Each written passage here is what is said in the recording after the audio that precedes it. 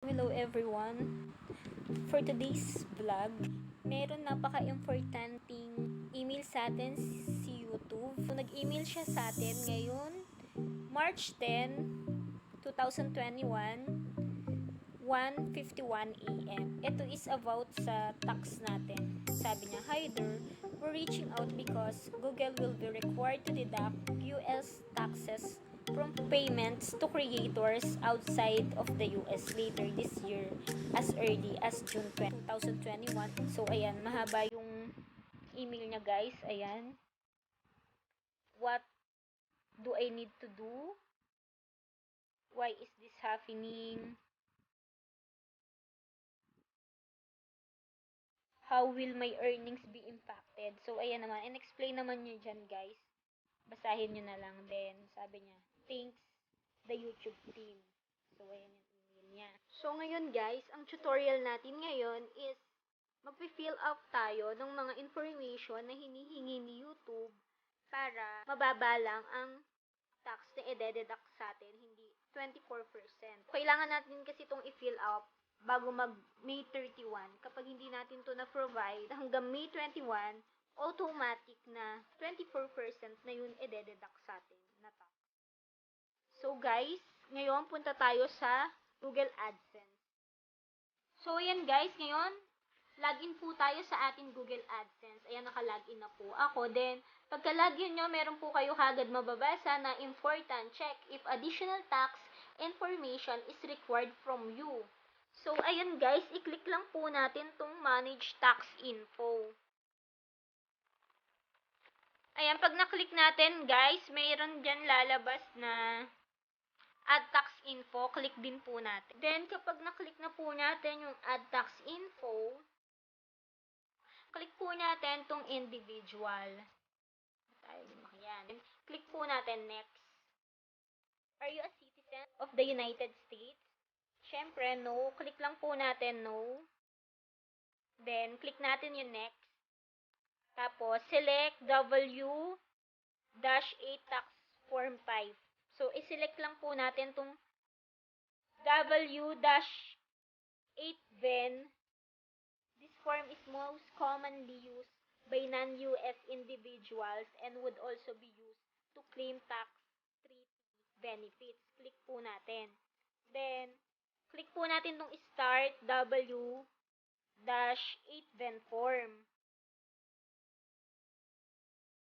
So, ayan. Be sure this information is exactly the same as your tax document. So, ayan, i-fill out po natin yung real name po natin, hindi po yung YouTube channel po natin. Dapat po yung complete name po natin. Tapos, dito naman po sa DBA, doing business as name, optional na po yan. So, wag na po natin yan i-fill out. Then, dito naman sa country or citizenship, lagay po natin Philippines po.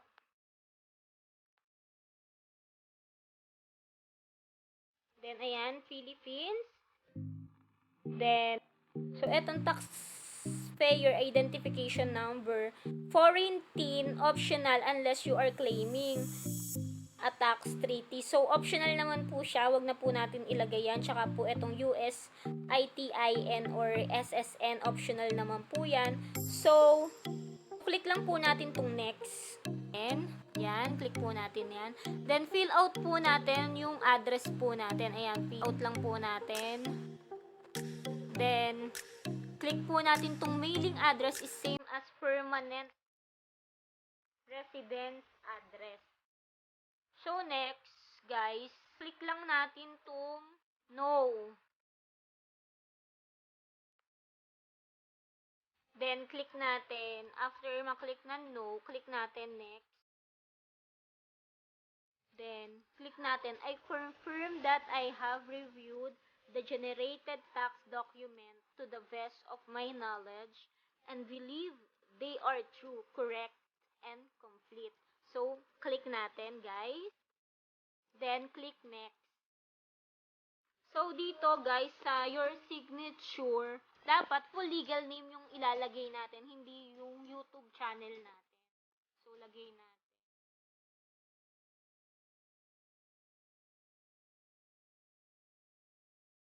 ayan guys, nailagay ko na yung full legal name ko. Are you a person listed in the signature section? Yes, I am the person listed in the signature section and I'm completing this form on my own behalf. Click lang natin guys. Then, click natin yung next. So, eto, click natin tong no guys. Activity and services performed in the US. So, click natin yung no. Then, click lang natin tong Vax. I certify that the service provided to Google or its affiliate. Yan, click lang natin guys. Then, etong status change.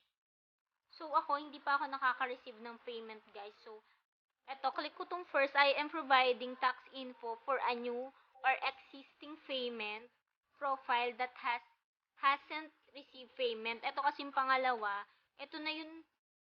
I am providing tax info for an existing payment profile that has previously received payment. So, eto, mga naka-receive na to ng payments or mga nakasahod na. So, ako kasi hindi pa ako nakakasahod. So, click natin tong una.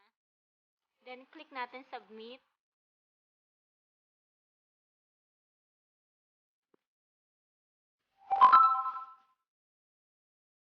So, ayan guys, after submission, makikita nyo, dapat yung status niya is approved. Then, I don't know bakit March 9, 2021 yung submitted date dito. Pero, ngayon is March 10 na. Baka US time yun. Then, mag-i-email din sa inyo si Google, ayan, na your tax information has been approved. So, ayan guys. Hope nakatulong po sa inyo ang aking video tutorials. So, kung meron po kayong mga katanungan, pwede po kayong mag-comment sa baba. At kung nagustuhan nyo po ang video na to, i-like nyo na po iyan. And don't forget to subscribe and click the notification bell para lagi po kayong updated sa akin mga bagong video tutorials. Thank you for watching guys. Bye-bye. See ya!